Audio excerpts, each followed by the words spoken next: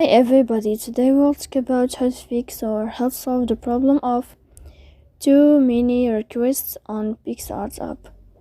To know how to fix or help solve too many requests on Picsart, you should just go to settings.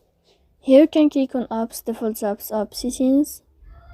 Then this list you'll enter to the window of Picsart. Then you can click on first stop and you can click OK. Here we'll enter to the window of storage. Then you can click clear cache. Don't click clear data because that can cause you errors or can delete your account. In the end, you can go to Play Store. You can click here update to update your app. So please don't forget to support us by like and subscribe. See you next time in another video, and thank you for your attention and your watching.